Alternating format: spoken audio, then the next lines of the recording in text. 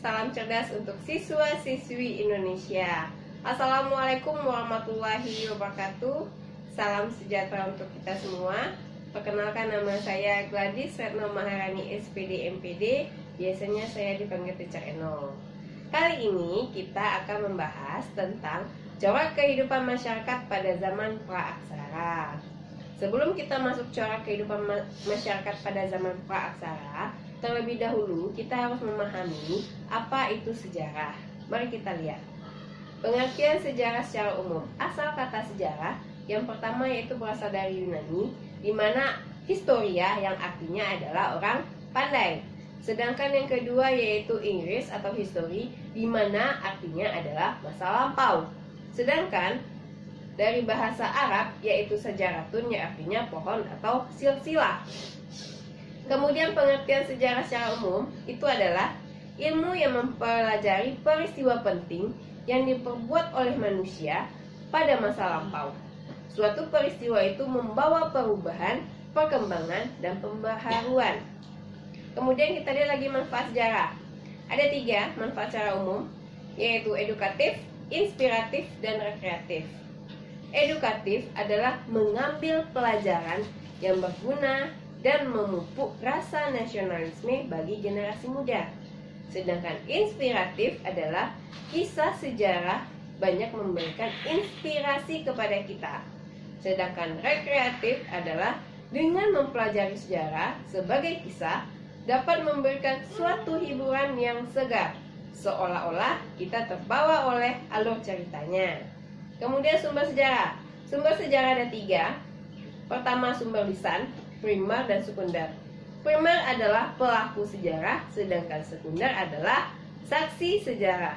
Kemudian sumber tertulis bisa berupa buku, dokumentasi, file, naskah, CD, foto, film, dan arsip.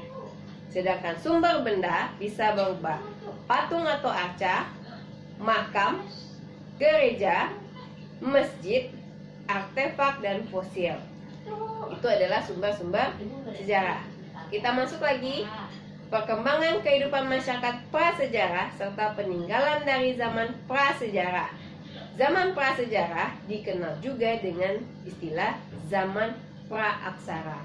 Pada masa ini belum mengenal tulisan.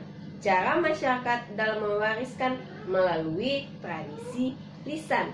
Ada beberapa jejak sejarah lisan. Kita lihat. Yang pertama itu adalah jejak sejarah lisan legenda.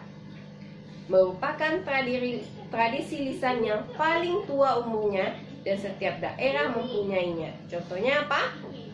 Malin Kundang dari Sumatera Barat. Kemudian yang kedua yaitu mitos.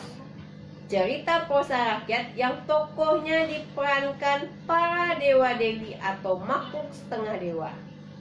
Sedangkan yang terakhir adalah dongeng, yaitu cerita rakyat yang dianggap tidak benar terjadi dan hanya untuk hiburan semata. Itu adalah jejak sejarah lisan. Kita masuk lagi pembagian zaman sejarah berdasarkan geologis. Pembagian zaman sejarah berdasarkan geologis yang pertama adalah Archaikum, di mana zaman tertua kira-kira 2500 juta tahun yang lalu. Zaman ini belum ada tanda-tanda kehidupan. Kemudian Paleozoikum atau zaman primer, di mana berlangsung sekitar 340 juta tahun. Keadaan bumi masih belum stabil, tapi sudah ada tanda-tanda kehidupan. Seperti apa? Mikroorganisme, serta hewan-hewan kecil yang tidak bertulang punggung. Kemudian Mesozoikum atau zaman sekunder atau zaman pertengahan, di mana berlangsung kira-kira 140 juta tahun. Sudah ada hewan-hewan besar seperti dinosaurus. Kemudian Mesozoikum berlangsung sekitar 60 juta tahun. Zaman ini binatang menyusui berkembang pesat. Itu adalah pembagian zaman berdasarkan geologis. Sedangkan pembagian zaman sejarah berdasarkan budaya dan alat-alat yang ditinggalkan, itu ada zaman batu, kemudian zaman perunggu, dan juga zaman besi. Mari kita lihat zaman batu. Zaman batu yang pertama adalah Paleotikum atau zaman batu tua, di mana hasil kebudayaannya bisa berupa kapak genggam, kapak perimbas, alat serpi. Cara hidupnya pun berburu dan mengumpulkan makanan serta masih berpindah-pindah. Sedangkan pada zaman Mesolitikum atau zaman batu tengah, itu hasil kebudayaannya adalah kapak genggam Sumatera, alat tulang tanduk, alat serpi, kapak pendek, dan gerabah. Sedangkan cara hidupnya masih berburu dan mengumpulkan makanan, tapi sudah tingkat langsung. Bercocok tanam secara sederhana. Kemudian sebagian masih nomaden dan sebagian menetap di gua-gua. Sedangkan sebagian hidup di pesisir. Kemudian lanjut masuk pada zaman Neolitikum atau zaman batu muda. Hasil kebudayaannya adalah kapak persegi, kapak lonjong, kapak bahu, gerabah, perhiasan, alat pemukul kulit dari kayu. Kemudian cara hidupnya yaitu revolusi Neolitik, hidup menetap bertempat tinggal di rumah, bercocok tanam dan menghasilkan makanan serta menggunakan bahasa Melayu Polinesia. Kemudian Megalitikum atau zaman batu besar. Hasil kebudayaannya bisa berubah menhir, di mana sebagai tempat pemujaan.